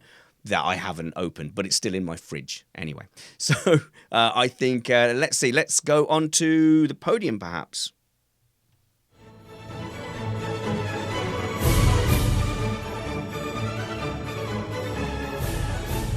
As Abu Dhabi dead rubbers go, this was actually a good race in my mind. I will agree with Chris to some extent. It hasn't always produced the best races, especially when the championship isn't on the line. I would certainly agree that there is no way on earth that this should be the season finale from a sporting point of view, from an F1 traditional point of view. I understand it perhaps wouldn't suit the European tracks because it is freezing right now, and we don't want a freezing cold F1 track to end on. But Brazil, Interlagos, that fantastic circuit, has served F1 so very well. There's a place called Australia. Don't know if you've heard about it. They have a couple of tracks as well. That would be a better end to the season than Abu Dhabi. But as far as Abu Dhabi Grand Prix go, no, I mean, that was pretty good, Nick. The racing was reasonable. There was some decent overtakes. We saw the drivers racing hard. I'm not complaining. I'm not complaining either. And I would just like to throw Miami into the ring a little bit for a potential destination that might be, still warm this time of year. Chris is furious in the background. Boo on that one. Well, what you failed to recognise there is that street circuits are garbage. So, no, that would be a terrible way to... I can never figure out Chris. He loves Monaco. He says you just have to be there. But Miami, he doesn't see the appeal. He doesn't get it. See, here's the thing. Like, Monaco is a great circuit. That Miami one looks like garbage.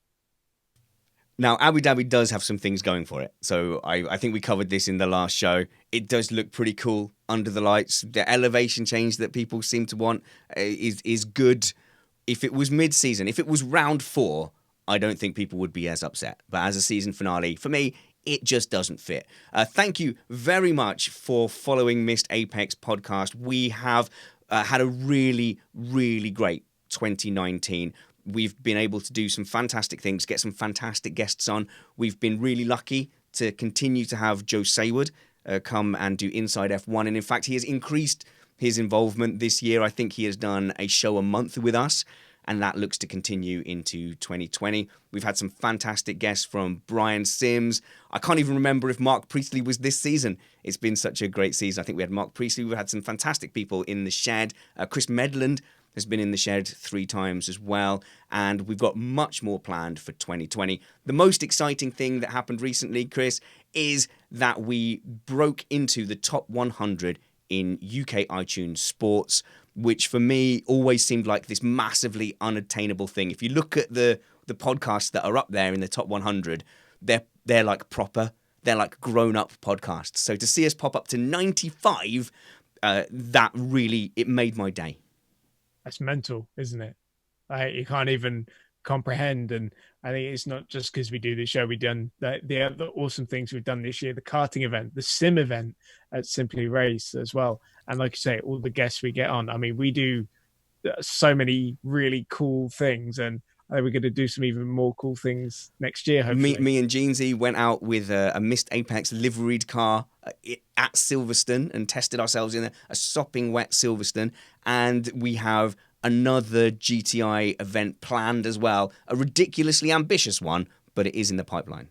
And did we do the GTS racing simulation thing this year, or was that the end of last year? I think it might have been over the winter because I remember it being very cold. But it was very cold that day. We did a Simply Race event, and I do want to do another sim racing event. We've got karting coming up in April as well, so plenty more to come. This is not us leveling off. We are pushing onward and upward into 2020. Hashtag what hiatus? Yes, we're not having a hiatus over the winter. Sorry, Agehammer has just said Missed Apex podcast has moved up to Formula 1.5 in podcasts. I mean, that's fair. That is fair. I mean, we'll never compete with the likes of, WTF1 and Checkered Flag and Beyond the Grid, although we could have a Beyond the Shed. I was thinking of having a Beyond the Shed segment where we interview people. But we have overtaken the likes of Autosport in the past, and I think we are around level pegging with them. So certainly punching above our weight. And if you wanted to award us with this year's F1 podcast, FB Formula B podcast award, we would certainly take that. I think it's time for some awards of our own, though. Thing of the weekend. Matt Trumpets, who gets your thing of the weekend? I thought about this a lot. There's so many overtakes. But there can be only one, and it has to be the radio call between Lando Norris and Andy Jarvis at the end of the race, where Jarvis, who's leaving, gets on and says, "It's been an honor and a pleasure," and starts to sound choke up. And Norris starts to make fun of him. And then he starts crying too. I mean, oh my gosh, this is why we need people like Lando Norris in Formula One, because that was just amazing. It's a raw honesty and an emotional vulnerability. I think that is sometimes mistaken for weakness, Chris. But Lando Norris, you talk about Lewis Hamilton, who, like me, wears his mouth on his sleeve. Lando genuinely wears his heart on his sleeve, just not in that Yahoo testosterone aggressive way. He's just everything that Formula One needs right now, in more ways than one. Not just amazing talent, but such a great character off track. And that's why he's also my thing of the weekend for his helmet design with his engineer. It was his last race weekend. And so he put his face on the back of his helmet design. And that engineer gets to keep that helmet after this weekend, which I thought was a lovely touch. Chris Stevens, at Chris on Racing on Twitter. People should follow you. You do know things occasionally. Not all your work is bedroom based. You are out and about in the real world of motorsport. And as much as we hate to admit it here on the podcast, you are a motorsport subject matter expert. And we have leaned on you over the last 3 years to give us that drumbeat of... No, Nick, you disagree with that? I was going to say that Matt's wife's work is entirely bedroom based. Oof. Okay, now that needs some explaining. That sounds absolutely terrible. Okay, in that she writes books about the boudoir, although I'm sure the erotic adventures of at A Weaver Writes' books is not limited only to the bedroom. I'm sure she gets about, Matt. I'm sure your wife gets about. Yeah, well, her current one is based on astrophysics. So, yeah, there will be the occasional romantic scene as part of it. But sexy space time. Okay, good. At Chris on Racing, I was praising you. It's somewhat sarcastically. But anyway, you'll take it. What is your thing of the weekend? He already did it. It was Lando's helmet. Yeah. Don't ever correct me again. No. Sorry, yes, correct, Nick. Thank you very much. What is your thing of the weekend? This has got to be a first time, but we're going to have a trifecta. I was also going to give it to Lando Norris. So for his radio, for his helmet, for his drive, he came in on lap 8 and made the one-stopper work, nearly held on to the position against Perez, which I never saw the overtake happen. So in my heart and in my mind, he held on to the position. It didn't seem like the best strategy, and it was just brilliant. I'm going to give my thing of the weekend to Max Verstappen's race engineer. Do we know his name?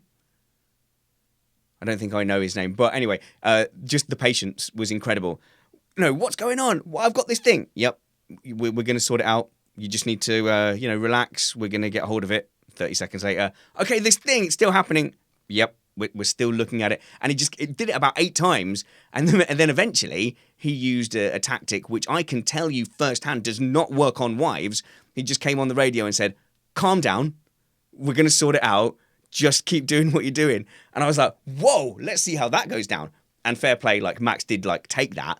And then 2 minutes later, so I'm still struggling, with the accelerator thing, the power thing. Straight, there's not much we can do about it, Max. So that's my thing of the weekend, is to Max's race engineer. It can't all be positivity and complimenting Lando Norris, though. We do have to do a bad thing award. Oh, no, you missed the apex. Treeface wants to know, who missed the apex for you, Matt Trumpets? This is such a tough one, because there weren't a lot of really great contenders for it. Everyone sort of showed up and did a reasonable job.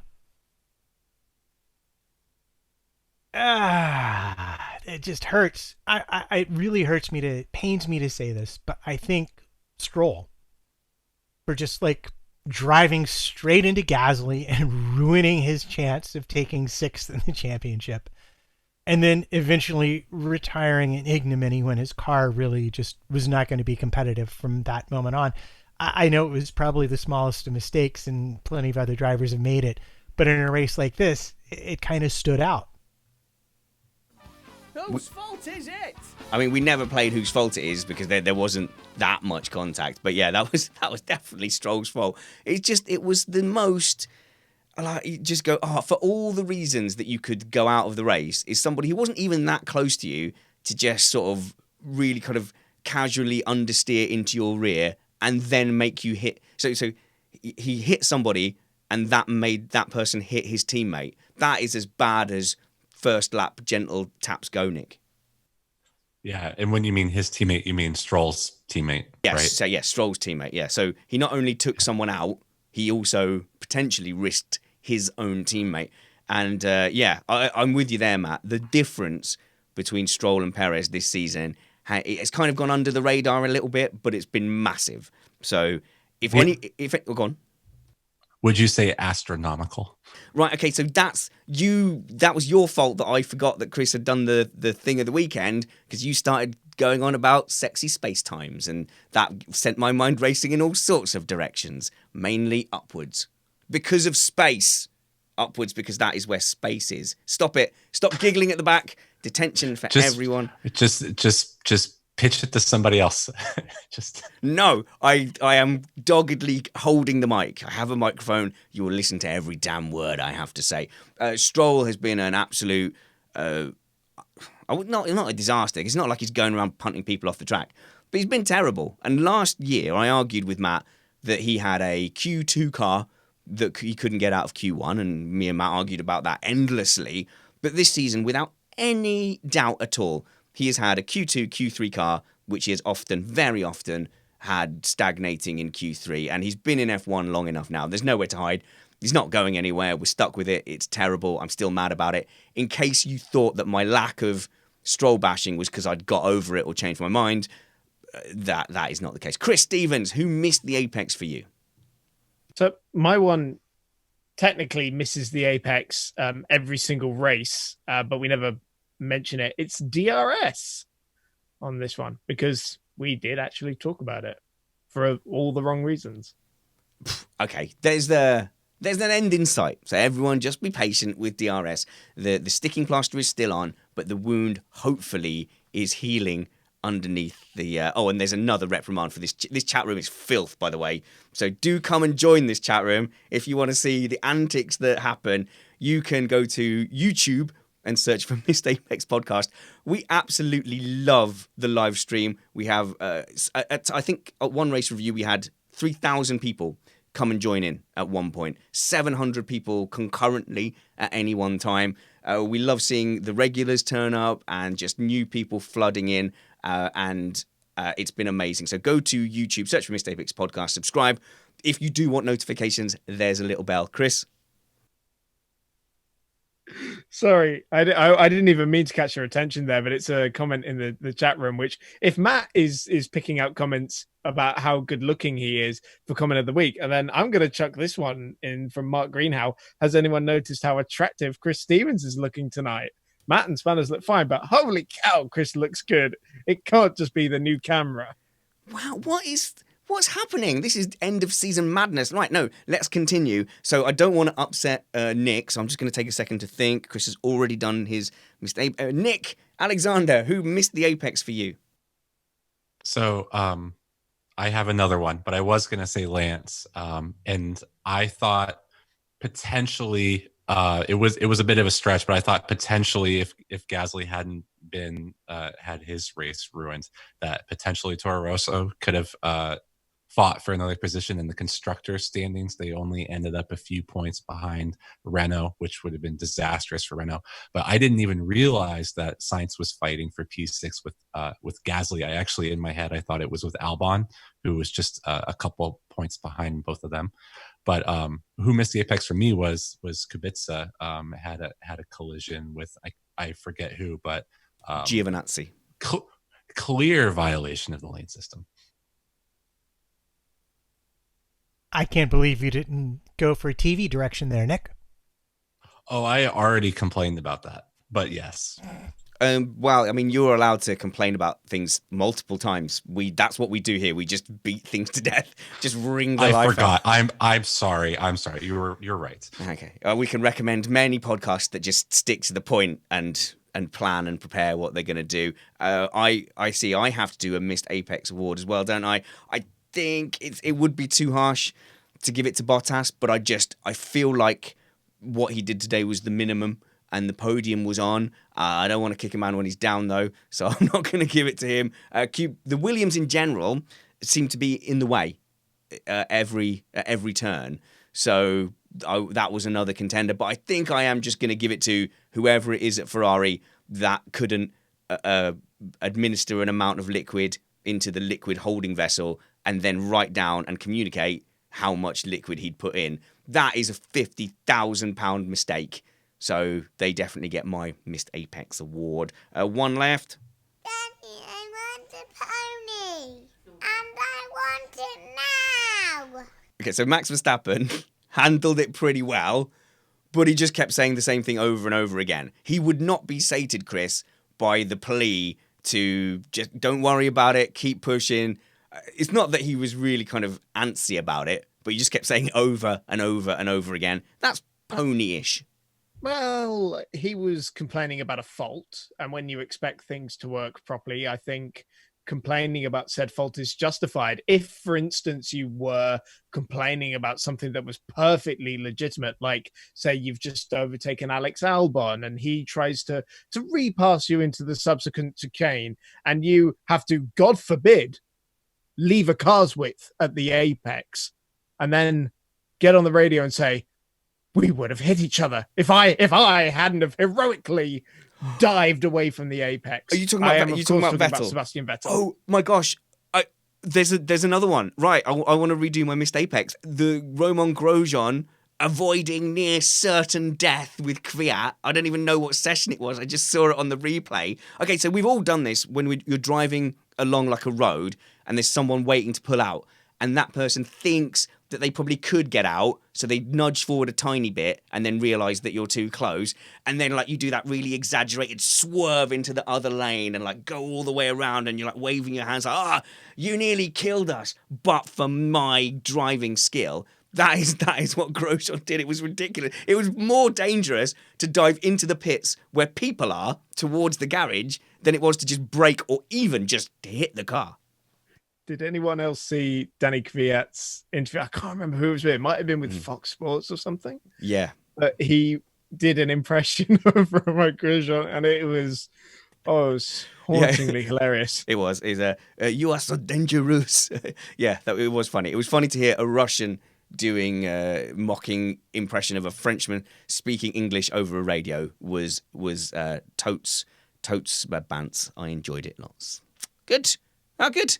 Well, that's the end of the season. I think we should end on a whimper and not a bang. You thought I'd forgotten. I hadn't. It's time for the last award. Comment of the week. Lay it on me, Matt. All compliments to panelists are not eligible to win, except for the one that I just got from someone that can. Oh, here we go. Taruka says, has anyone noticed Spanners is looking especially dashing? And yes, I have noticed. Thank you very much, Taruka. There was another one that just said Spanners is hot. It's like, we're getting so much love in the chat room today. Don't be fooled. They're just trying to win Comment of the Week. That's all they want. That prize. I don't care. I take bribes. Comment of the Week from Missed Apex can be added to your Twitter bio. We approve that. Matt, who are the contenders for this honoured prize? Well, that would be Anton Beal, who said that you were hot with an AW. Okay, that can't win, but thank you. And then we should also mention our friend Mark Greenhow, who chucked in 2 whole pounds to say blue shells when we were discussing DRS and push to pass and the like. As far as actual potential winners, we have Michael Diestelhoff discussing your school record, saying, so you were crying, reciting Et tu Brutus while running around the gym. Okay, so yeah, that was pre-show. Okay, I didn't reveal my terrible GCSE results on the actual show, but thank you for bringing that up, Matt. And then a much, much later comment when we were discussing my wife's books, Spanner's mind was erect. Moving on. I think we have to chuck Mirror 30305 in there. The race was won and lost in Brackley because the Mercedes was just fantastic here. It really was. And then we move on to Chris. Hammer saying, Chair, is that you at the beginning of the broadcast? Stuart Neal getting on down with your bedroom decor. Chris loves Yas Marino so much his bedroom is an homage to the color scheme of the track. And then Vermin's joining into this theme, 50 Shades of Blue, Diaries of a Bedroom. All fantastic. Is there more? Oh, good. I'm glad we're back to 17 nominees. Let's go. We're almost done because there are some for Nick as well. Obviously, Patrick Walsh, if you put a Ferrari jacket on, you should at least spin in seat for authenticity. Oh, that has to win. Clappers at Nick Alexander, about to suffer a technical failure. Connor Hinton, a new contestant. Car was overweight because Vettel left a horse head in the footwell of Charles' car. Ouch. And then that would be that for our contenders. But it sounds like you have a winner in mind. The spinny chair. Can we read it again? Read it again. Patrick Walsh, if you put a Ferrari jacket on, you should at least spin in seat for authenticity. Comment of the week. He's doing it. He's doing the thing. That's your thing now. You have to do that all the time. He's spinning in his chair. If you are a podcast listener, do go and check out the YouTube video. At times, it can be nice sometimes to come and join us and where our faces are and come and join us in real time in the live chat. We would appreciate your support as well if you fancy donating a few dollars each month. If you'd buy us a latte or a pint in the pub, maybe you'd consider going to patreon.com/Missed Apex. There are some extras that the patrons get. It's not really about that. It's about supporting content creators. The content creators that you support survive. The ones that don't, they pod fade. They end up having a third terrible child, and then the other commitments start washing over them. Or one of them gets a job and has to commit less. The podcasts that are supported do survive. And the only reason we survive is because of the 370 fantastic patrons of Missed Apex podcast. We do a patron wafflecast thing, which is just extra audio content. It's garbage. That is not an incentive, but it's there. We've got a great Slack community, and you get an ad-free feed as well. Follow Matt at MattPT55. Follow his adventurous wife at AWeaver Writes. And if you're in the New York City vicinity, you can catch me tomorrow, Tuesday, and Wednesday at the Tillis Center playing Christmas concerts. Next Friday, December 13th, at the Bitter End. And if you are more of an old-fashioned Nick Alexander kind of person, you can come hear me play with a big band at Swing 46 on December 15th in the evening. Matt plays trumpet, by the way, in case anybody hadn't realised. Thanks, trumpets. You can follow Chris Stevens at Chris on Racing, Nick Alexander at Nick Alexander F1. You can catch up with more stuff that I do by listening to our new podcast with me and Matt and bloggers from around the world chatting inanely in my shed. It's called Welcome to the Shed. Search for that on your podcatcher of choice. We are going to be doing some TV review programs soon with Picard starting to come on the horizon. In January, we'll be doing some TV reviews of that as well, and we'll be keeping you up with some content and our season review in 3 parts coming up over December as well. So stay tuned to Missed Apex podcast. Wherever we see you next, please be brave, because wounds heal, chicks dig scars, and glory lasts forever. This was Missed Apex.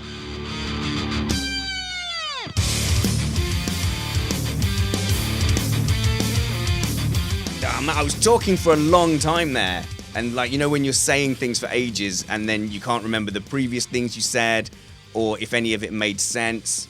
I regret everything. I regret all the stuff about space. I regret allowing that. I regret inevitably not editing it out. I regret Chris jumping on at the last minute. I regret everything. This has been a terrible season. Love me. It's been an amazing season. Can't believe it. The fun we have had just going like, oh, let's just do an F1 podcast. That was a great idea. Well done, me. Is this where we do a montage of our most exciting and touching moments to a sweet indie rock song? Again, we could do to that. round off. No. It's all Mazzy Star Into Dust. So you know the running into dust as we all look wistfully in different directions. Yeah, that one. It was from the Gears of War 3 soundtrack. Yeah, that's what we do. Farewell. It's been all right, this, isn't it, podcast? Do you know what? Do you know what the biggest genius? I take all the credit, obviously, but just like having a bigger crew. That has been what has made Missed Apex. So you can come in and like one day you'll have like Jeansy's approach to the racing. Another day you bring like Nick on, who you just so bitter. I like the bitterness. Like I don't even know where it comes from, but it just like drips from every beard hair. It's just and I love it, and it just manifests itself onto screen. I love it. I didn't know that. You did. We didn't know the bitterness showed through. Did you feel like you were holding it in? Oh right, no, it's on show. Like if you thought your bitterness zipper was done up. Not at all, my friend. It is down, it is open and swinging around everywhere. I like it. I thought you were going to say that I was being bitter about things like DRS and the Yas Marina circuit. No, I think oh, back in my day. No, I think for you it's more sleepy. I think it's more of a sleepy vibe. That's why I like I'm not the sleepy. bedroom. I mean, I have been working all weekend, but all weekend. Oh, precious. Oh gosh. Sorry, Matt wants to say things. Okay, fine. I've been working all, including this week and including next week. Lots of people are wanting to know when you're going to come over so we can do a Missed Apex US karting event. Can we get 50 people? If we can, I'm there. Bloody hell. I don't know. If we can get 50 people, I will do it. But the US is like ginormous. We've actually got... Whoa. Who are you going to get to commentate on this? I don't know. Someone who could afford a plane ticket? Literally anyone off the street could do a better job than what you pass off as commentary. What? No, I'm joking. We'll get Bob Varsha. I was just going to say, just call Bob. Yeah, we'll call Bob. And like, he's not busy anymore. You know, he doesn't do Formula E now. Oh, he moved all the way. He moved all the way to Europe to do that. So he moved to France. No, he just moved to Paris because he wanted to move to Paris. Okay, I'm sure he won't struggle. He's a very talented person. Get Will I'm sure Will Buxton would love to come and commentate on Missed Apex karting. No, he's fast actually. I've karted against Will Buxton. He's quick. He's like Van Gene. Jack's quick as well, isn't he?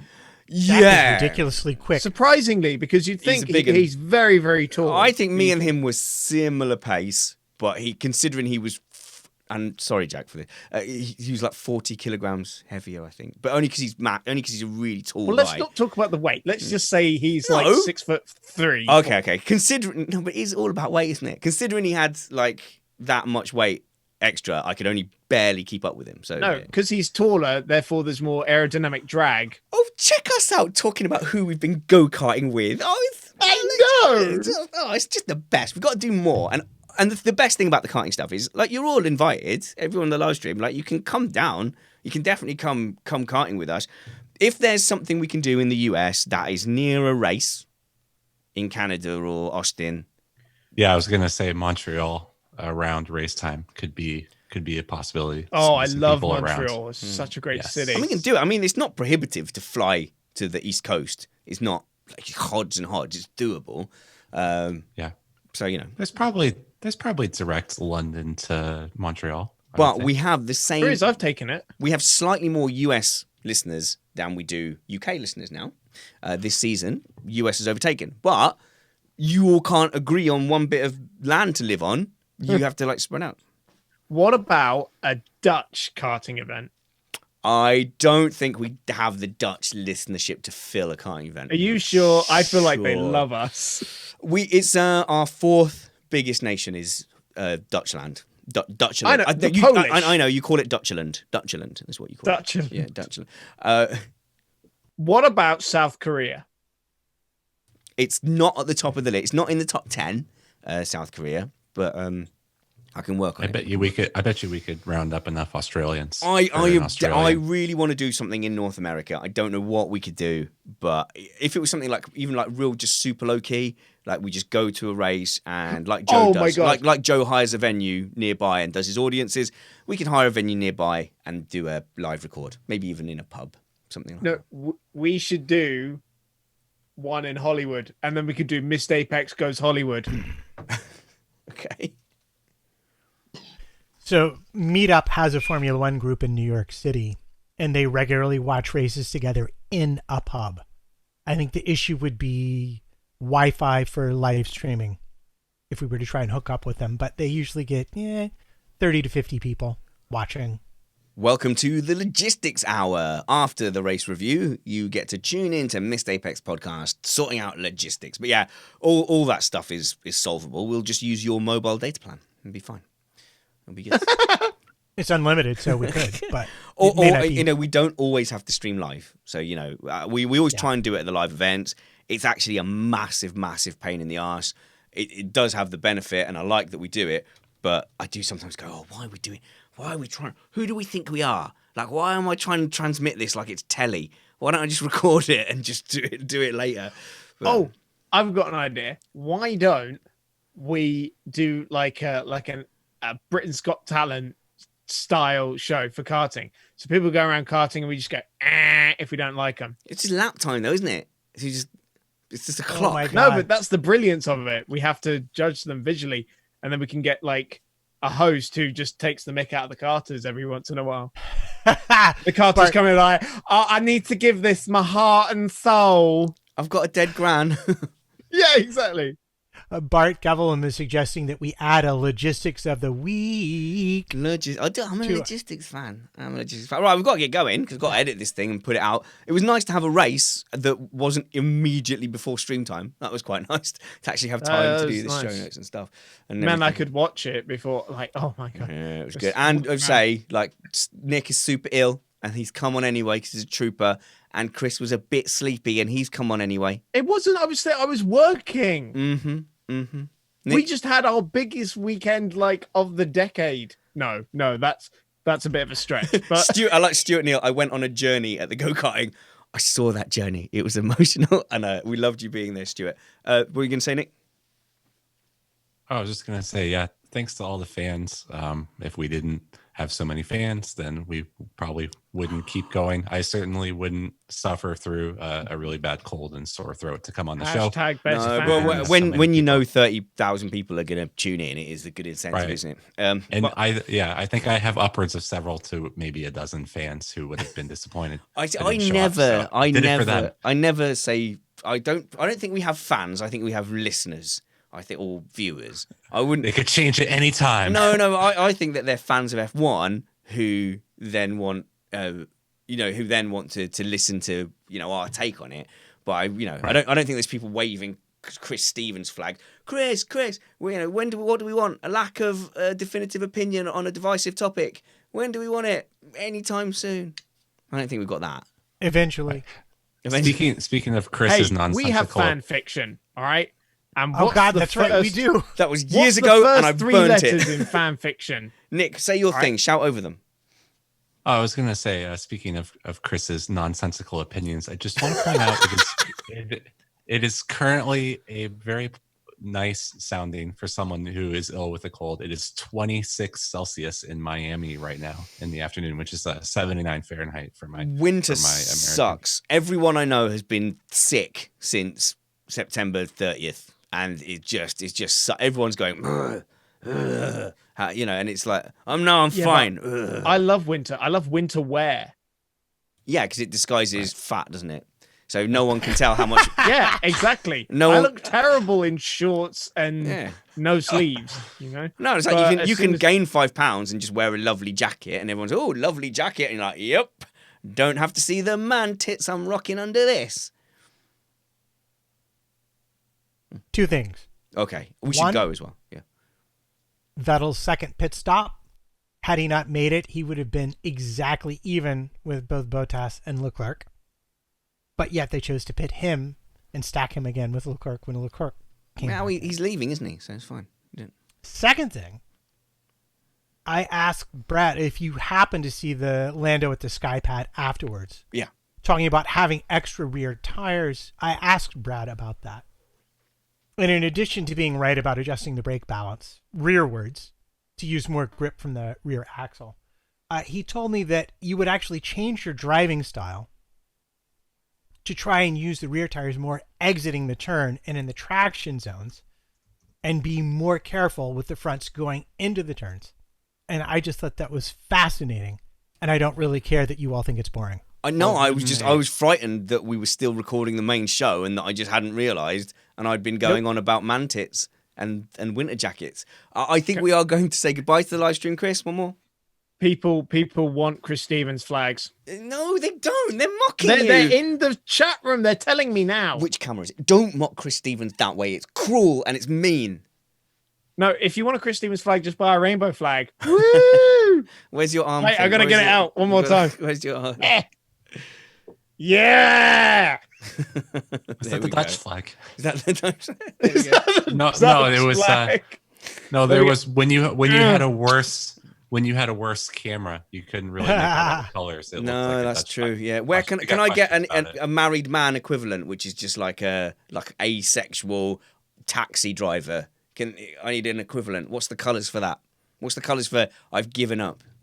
Oh my God! They want a Chris Stevens body pillow, but it's a hate symbol. Yeah, and they want flags for me. So there you go.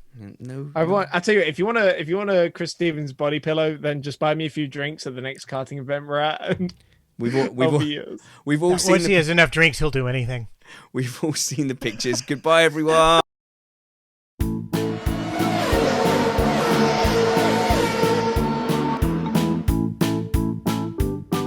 Goodbye, guys. Thanks for joining us on the live stream. Hope you enjoyed the show. We'll be back here soon, broadcasting from our commence.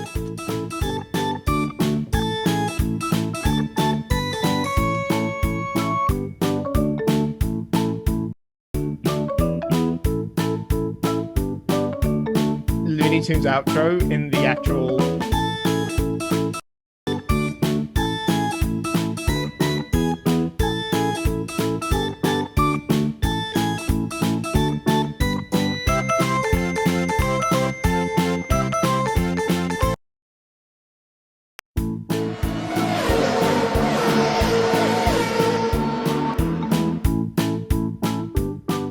Goodbye, guys. Thanks for joining us on the live stream. Hope you enjoyed the show. Soon broadcasting from our shed. Let the shuffling commence.